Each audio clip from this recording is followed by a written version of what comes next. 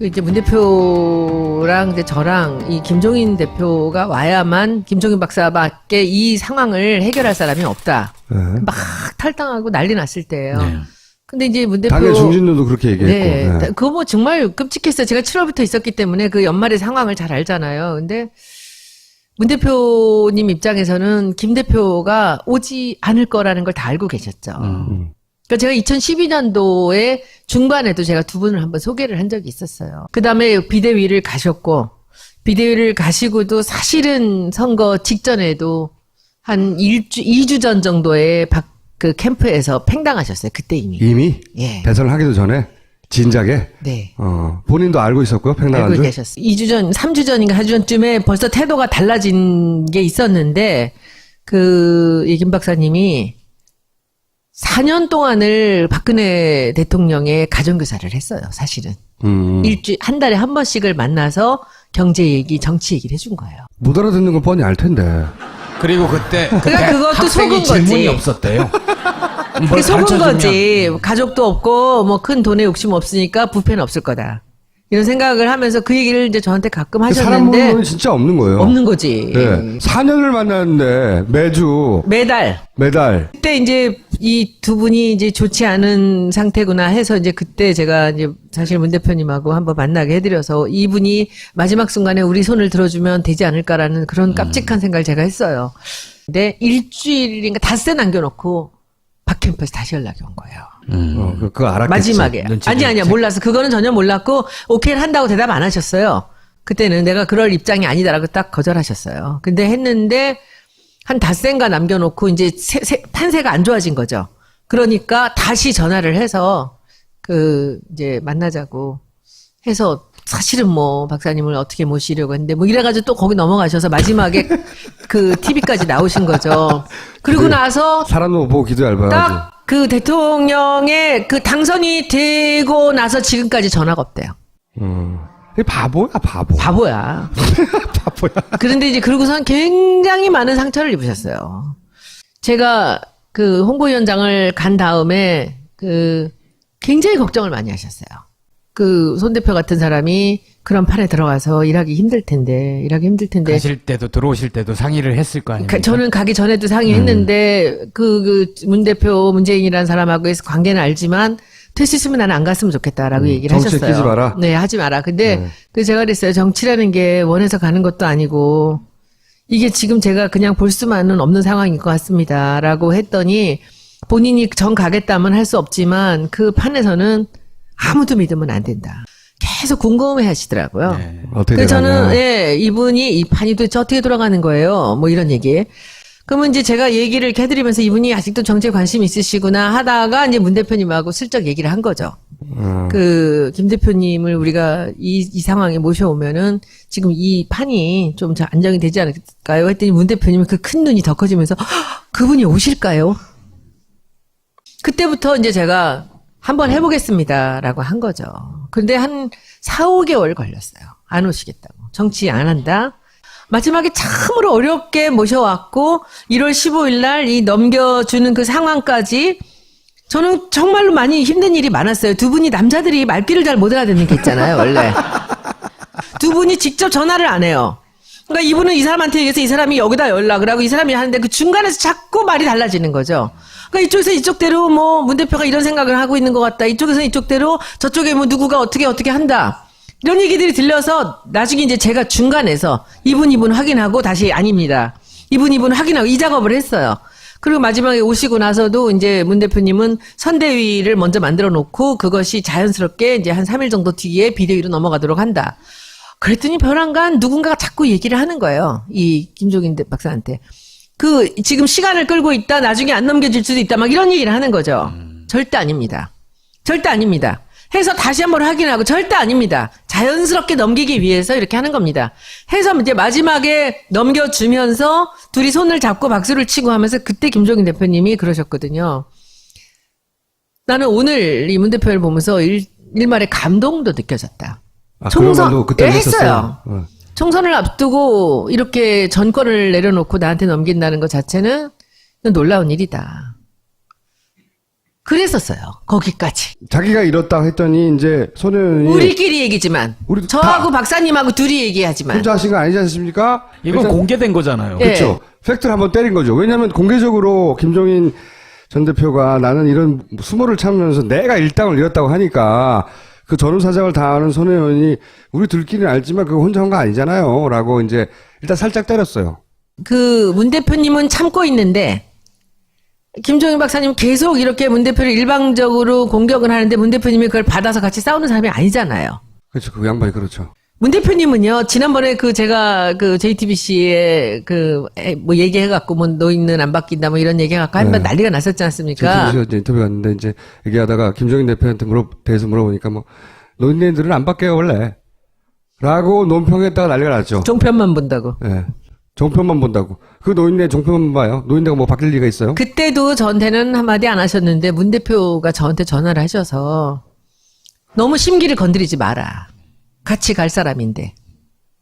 저한테 그러셨어요. 아, 김종인한테 너무 그러지 말라고? 우리 당 안에 친노나 친문이라고 분류되는 사람 중에 제가 좋아하는 국회의원 한 두 사람이 별로 저하고 친하지도 않아요. 그냥 소문이 나 있어 친문 성향인데 그 중에서도 굉장히 제가 좋아하는 국회의원이에요. 이 사람이 저더러 밥 먹자 그러더라고. 그러더니 밥 먹자고 하면서 저한테 끝까지 김종인 박사하고 끈을 갖고 마지막까지 좋은 관계를 유지할 때 제가 그 작업을 해야 된다는 거죠.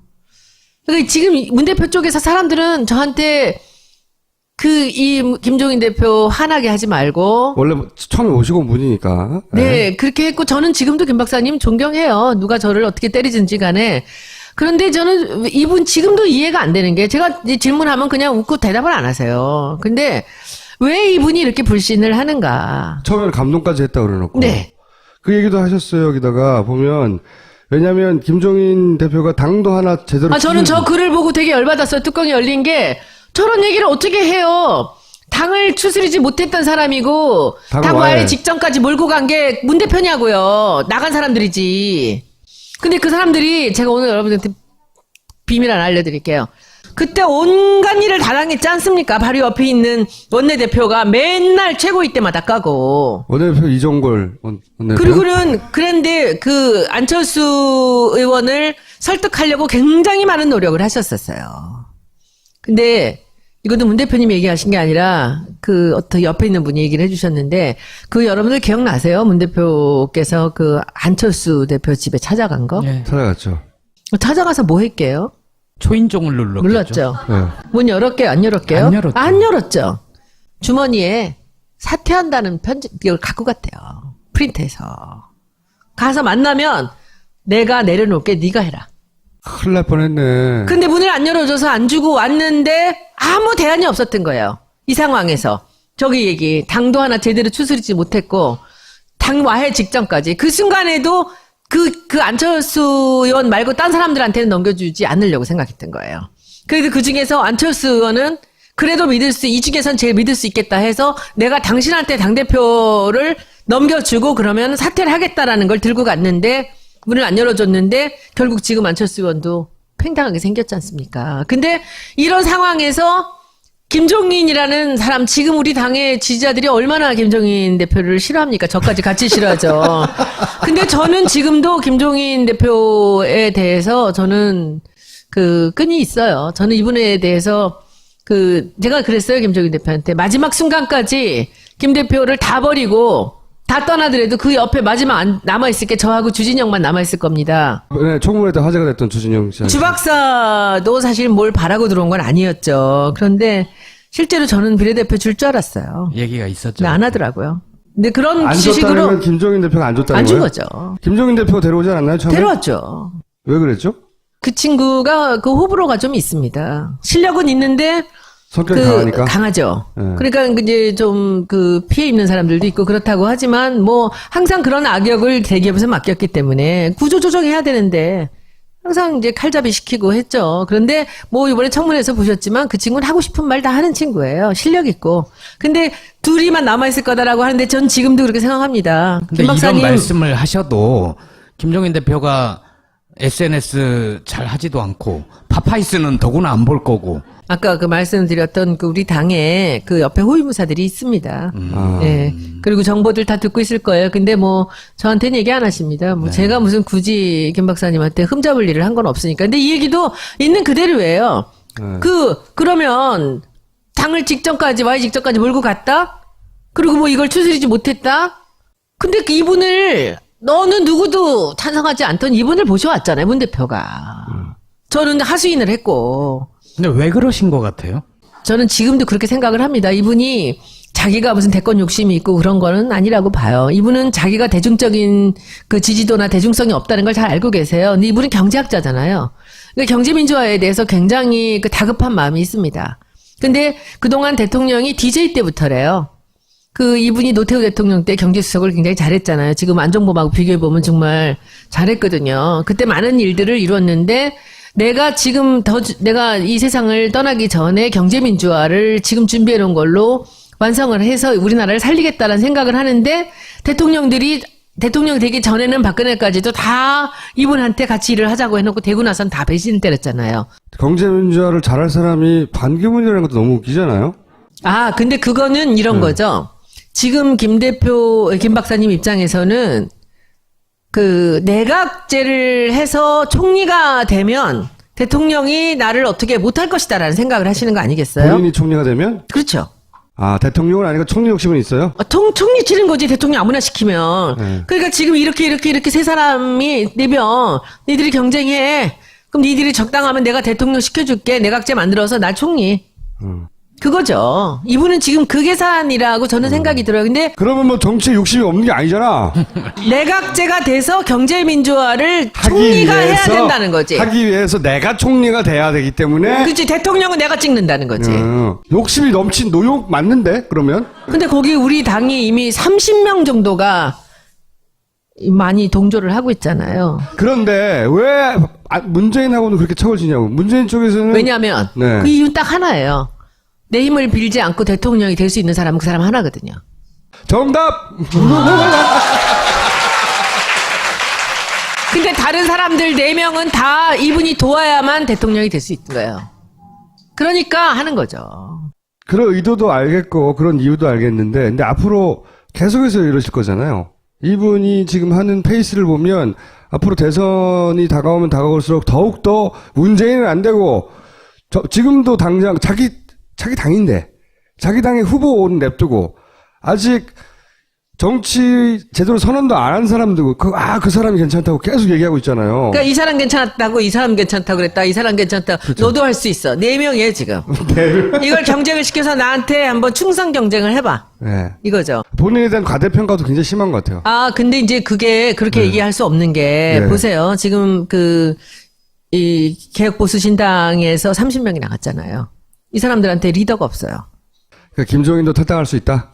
뭐 탈당을 하든 안 하든. 그리고 또 하나 지금 국민의당도 그렇죠. 근데 그리고 우리 당에서. 그러니까 저는 사실 이분이 가지고 있는 정치적 그림이나 계산은 누구나 할 수 있는 거예요. 그러면 나가서 하라는 거지. 왜 여기 앉아서 계속. 여기서 해야지 잘 유리하지. 물론 그렇겠죠. 그러니까 우리가 우리 입장 생각하면 안 되지. 그 입장에서는 이 당 안에서 하는 게 유리하지. 그렇지. 다른 날 그래야지 더 껄끄럽지. 그렇죠. 껄끄럽지. 그렇지만 그게 예의도 아니고 사람이 기본적으로 정치하는 사람들 예의 지키는 거 보셨어요? 근데 자기는 왜 예의를 안 지키면 남 보고 자기한테 예의를 안 지킨다고 화를 내냐고. 그러니까 지금 여기서는 지금 김종인 박사가 갖고 있는 큰 그림을 보면요. 네. 우리 당 30명. 개보수 30명. 네. 그리고 국당 30명. 내가 그 개보수 하지 말라고 장재훈한테 얘기했다고. 개자가 앞에 붙으면 개 살고 개 망고. 개는 다 나쁜 거거든요. 그래서 보수 개혁이라 장명 전문가인데 내가 바꾸라고 그랬다고. 개가 앞에 가면 뒤에 게 망가지니까 보수 개혁 신당에 해서 해라. 그랬더니 그거를 못 바꾼 거야. 그래서 개보수가 됐잖아요. 지금. 아무튼 민주 30, 개보수 네. 30. 30, 네. 개보수 30, 민주 30. 그리고 우리 당에 30. 90명이에요. 네. 그러니까 그럼 30명 나오면 우리가 적어줘야 더. 그런 생각을 하겠죠. 하겠지. 하겠는데 그렇게 사주처럼 안 돼요. 그런데 저는 가능할 수도 있다고 생각을 합니다. 왜냐하면은 지금 개보수가 기댈 언덕이 없어요. 아니 물론 개보수가 비빌 적이 없고 그리고 김종인 대표가 내가 저거에서 대빵할까 하는 생각을 할 수 있어요. 할 수 있는데 김종인 대표가 크게 착각하는 것은 본인이 가지고 있는 정치적 영향력이나 말빨이 자기 주변에 있는 사람만큼 전 국민한테 먹힌다는 착각을 하고 있는데 그러니까 총리지. 그러니까 아니 그리고 그러니까 야, 안 따라간다고. 나가자 그러는데 안 따라간다고. 뒤에 없어. 네. 보세요. 지금 이 우리 당에서 지금 움직이는 그 이름이 올라 있는 30명을 보면은 이 사람들 세 당 지금 30명의 공통점이 하나 있어요. 네. 문재인이 싫은 거예요. 그렇죠. 그건 당연해요. 네. 이럴 때 항상 이 당이 흔들렸거든요. 우리 당이. 네. 근데 우리 당이 지금 40%란 말이야. 제가 말씀드리고 싶은 게 그건데 저항력이 약해졌을 때 활동을 하거든요. 그분들이 군요. 그렇지.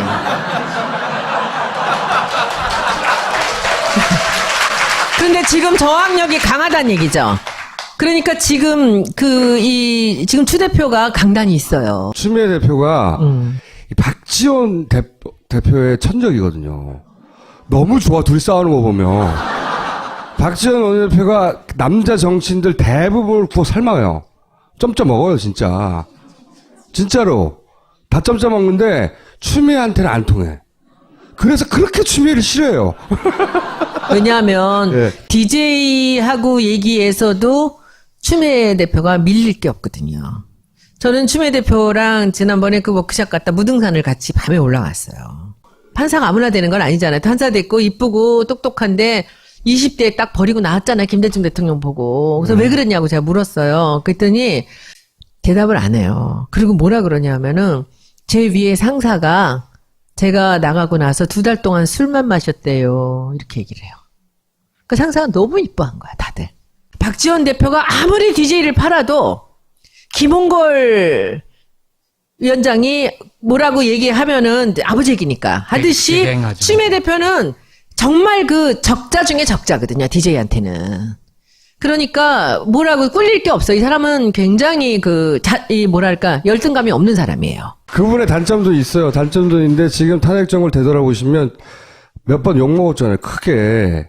근데 본인이 자기가 가지고 있는 정치적 역량만큼은 대중을 설득하는 능력도 떨어지는 부분이 있어요. 그게 이제 그 얘기를 제가 해줄게. 이게 몇 번 이제 우리 추미애 대표도 여러 가지 결정을 내리고 뭐 누구한테 인사를 간다는데 뭐 이런 걸로 이제 욕을 많이 먹었잖아요. 근데 그 정말 엉뚱한 저만큼이나 이상하게 엉뚱한 우리 표창원 의원이 탄핵을 우리가 당론으로 정하지 않으면 탈당하겠다고 썼잖아요. 그랬었죠. 네. 그러니까 그 사건이 나오고 시끄럽고 막 이러는데 그 이제 최고위가 열린 거죠.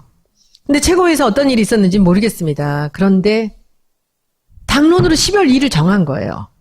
그리고 의원총회가 열렸어요. 그래서 딱 갔는데 너무 의연하게 추 대표가 딱 나가더니 그 쫙 가라앉은 경상도 목소리로 네. 우리는 조금 전 열린 최고위에서 12월 2일 날 우리 당이 탄핵을 하는 걸로 당론을 정했습니다. 하실 말씀이 있으시면 해주십시오. 딱 들어가는 거예요. 그 정적이 흐르는데 보통 때는 막 의원총회 하면 서로 얘기하겠다고 난리거든요. 아무도 한마디도 안 하는 거야. 조용히. 제가 국회의원 되고 처음으로 손들었어요. 국회 되고 처음으로. 처음으로. 네. 제가 당에 들어온 이후로 최고의 결정을 하신 것 같습니다. 여러분들은 지금은 두려울지 모르나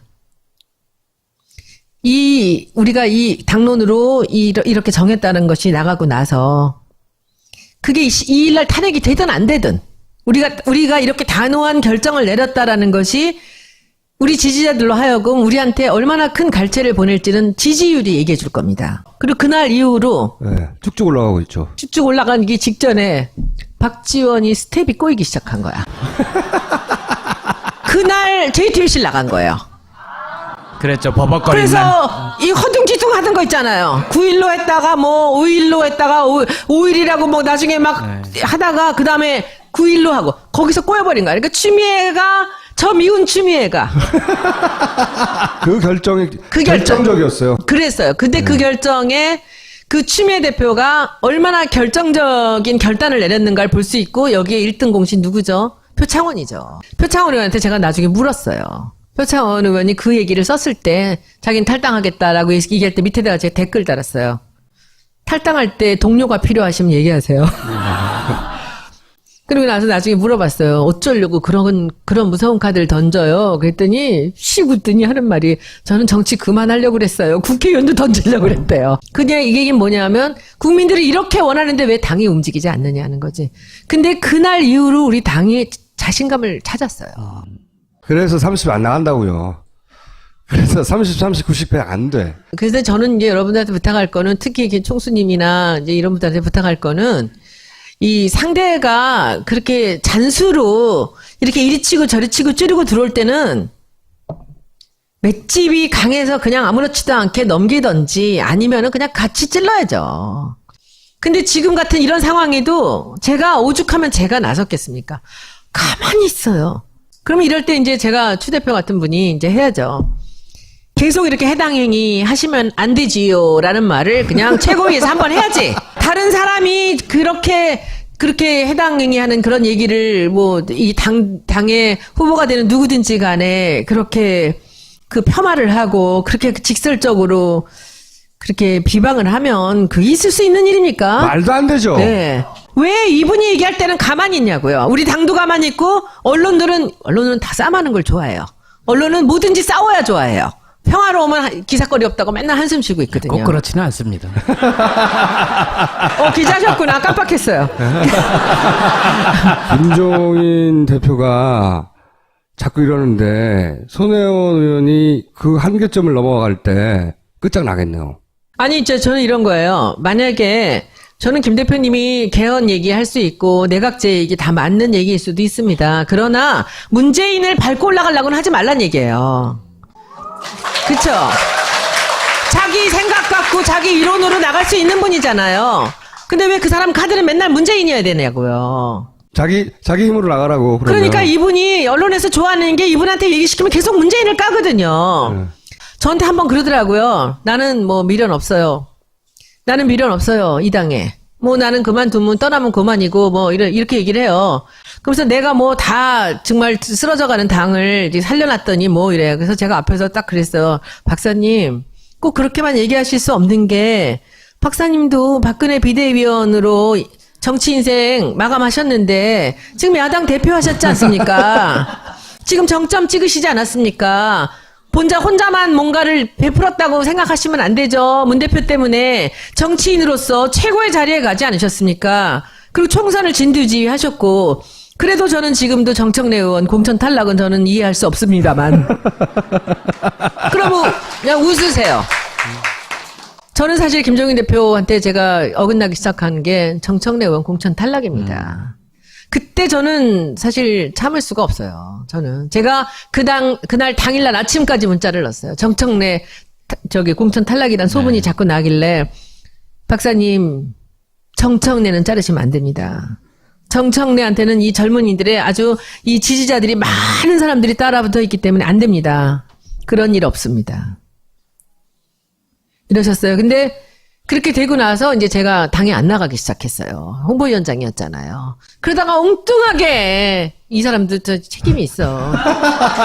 저는 마지막 질문 하나 드릴게요. 김종인 대표가 저렇게 개헌 깃발 들고 저러는데 대선 전에 개헌이 가능할 거라고 보고 그러는 겁니까? 가능하지 않은 줄은 본인도 알지 않으실까요? 네.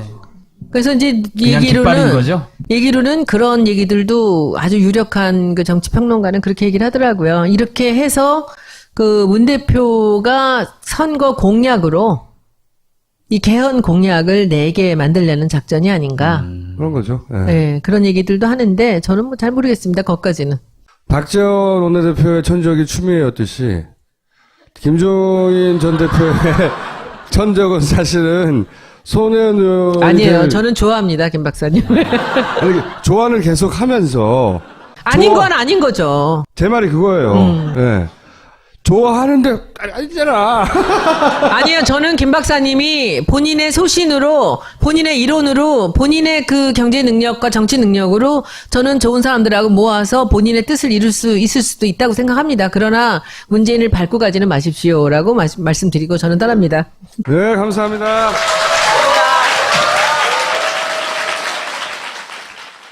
나한테 넘긴다는 것 자체는 놀라운 일이다. 그랬었어요. 거기까지. 자기가 이렇다 했더니 이제 손혜원이 우리끼리 얘기지만. 우리 저하고 다 박사님하고 둘이 얘기하지만. 혼자 하신 거 아니지 않습니까? 이건 일단 공개된 거잖아요. 예. 그렇죠. 팩트를 한번 때린 거죠. 왜냐하면 공개적으로 김종인 전 대표가 나는 이런 수모를 참으면서 내가 일당을 잃었다고 하니까 그 전후사정을 다 아는 손혜원이 우리 들끼리는 알지만 그거 혼자 한 거 아니잖아요. 라고 이제 일단 살짝 때렸어요. 그 문 대표님은 참고 있는데 김종인 박사님 계속 이렇게 문 대표를 일방적으로 공격을 하는데 문 대표님이 그걸 받아서 같이 싸우는 사람이 아니잖아요. 그렇죠. 그 양반이 그렇죠. 문 대표님은요, 지난번에 제가 JTBC에 뭐 얘기해갖고 뭐 노인은 안 바뀐다 뭐 이런 얘기해갖고 한번 네. 난리가 났었지 않습니까? 제가 이제 인터뷰 갔는데 이제 얘기하다가 김종인 대표한테 대해서 물어보니까 뭐 노인네들은 안 바뀌어요 원래. 라고 논평했다가 난리가 났죠. 종편만 본다고. 예. 종편만 본다고. 그 노인네 종편만 봐요. 노인네가 뭐 바뀔 리가 있어요? 그때도 저한테는 한마디 안 하셨는데 문 대표가 저한테 전화를 하셔서 너무 심기를 건드리지 마라. 같이 갈 사람인데. 저한테 그러셨어요. 아, 김종인한테 너무 그러지 말라고? 우리 당 안에 친노나 친문이라고 분류되는 사람 중에 제가 좋아하는 국회의원 한 두 사람이 별로 저하고 친하지도 않아요. 그냥 소문이 나 있어 친문 성향인데 그 중에서도 굉장히 제가 좋아하는 국회의원이에요. 이 사람이 저더러 밥 먹자 그러더라고.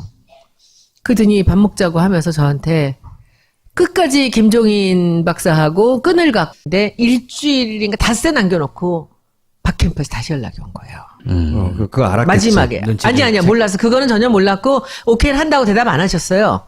그때는 내가 그럴 입장이 아니다라고 딱 거절하셨어요. 근데 했는데, 한 닷새인가 남겨놓고, 이제 판세가 안 좋아진 거죠.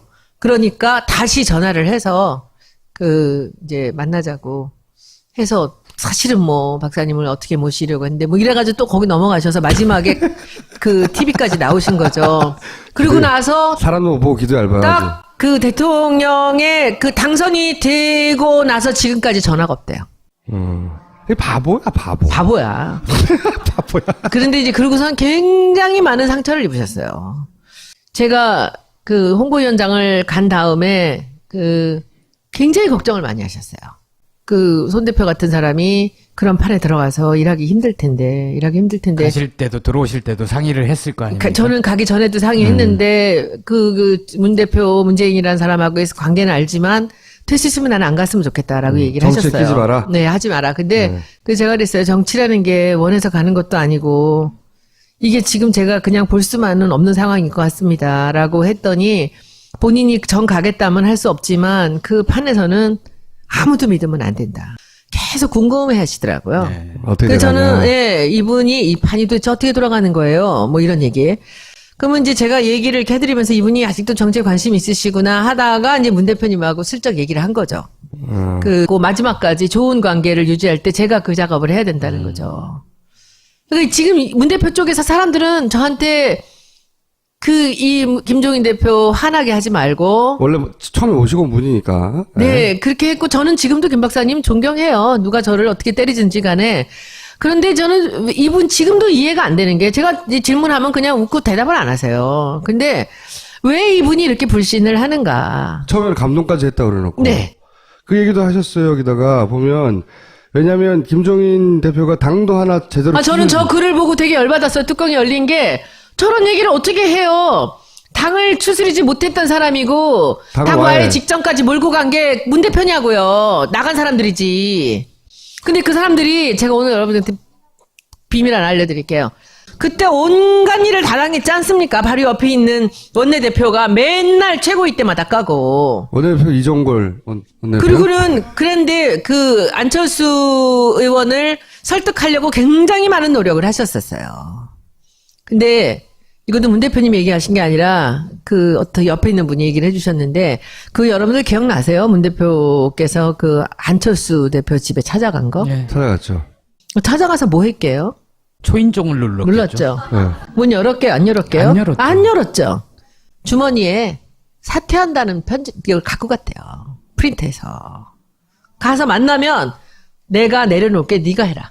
큰일 날 뻔했네. 근데 문을 안 열어줘서 안 주고 왔는데 김 대표님을 우리가 이 상황에 모셔오면은 지금 이 판이 좀 안정이 되지 않을까요? 했더니 문 대표님이 그 큰 눈이 더 커지면서 그분이 오실까요? 그때부터 이제 제가 한번 해보겠습니다라고 한 거죠. 근데 한 4, 5개월 걸렸어요. 안 오시겠다고. 정치 안 한다. 마지막에 참으로 어렵게 모셔왔고 1월 15일 날 이 넘겨주는 그 상황까지 저는 정말로 많이 힘든 일이 많았어요. 두 분이 남자들이 말귀를 잘 못 알아듣는 게 있잖아요, 원래. 두 분이 직접 전화를 안 해요. 그러니까 이분은 이 사람한테 얘기해서 이 사람이 여기다 연락을 하고 이 사람이 하는데 그 중간에서 자꾸 말이 달라지는 거죠. 그러니까 이쪽에서 이쪽대로 뭐 문 대표가 이런 생각을 하고 있는 것 같다. 이쪽에서 이쪽대로 저쪽에 뭐 누구가 어떻게 한다. 이런 얘기들이 들려서 나중에 이제 제가 중간에서 이분 확인하고 다시 아닙니다. 이분 확인하고 이 작업을 했어요. 그리고 마지막에 오시고 나서도 이제 문 대표님은 선대위를 먼저 만들어 놓고 그것이 자연스럽게 이제 한 3일 정도 뒤에 비대위로 넘어가도록 한다. 그랬더니 벼랑간 누군가가 자꾸 얘기를 하는 거예요. 이 김종인 박사한테. 지금 시간을 끌고 있다. 나중에 안 넘겨질 수도 있다. 막 이런 얘기를 하는 거죠. 절대 아닙니다. 절대 아닙니다. 해서 다시 한번 확인하고 절대 아닙니다. 자연스럽게 넘기기 위해서 이렇게 하는 겁니다. 해서 이제 마지막에 넘겨주면서 둘이 손을 잡고 박수를 치고 하면서 그때 김종인 대표님이 그러셨거든요. 나는 오늘 이 문 대표를 보면서 일말의 감동도 느껴졌다. 아, 그런 말도 그때 했어요. 어.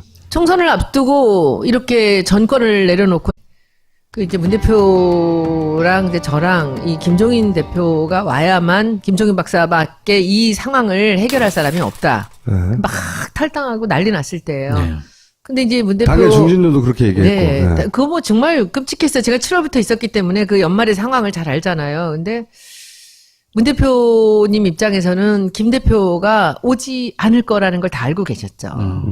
그러니까 제가 2012년도에 중반에도 제가 두 분을 한번 소개를 한 적이 있었어요. 그 다음에 비대위를 가셨고, 비대위를 가시고도 사실은 선거 직전에도 한 2주 전 정도에 그 캠프에서 팽당하셨어요. 그때 이미. 이미 예. 대선을 하기도 전에 진작에 네.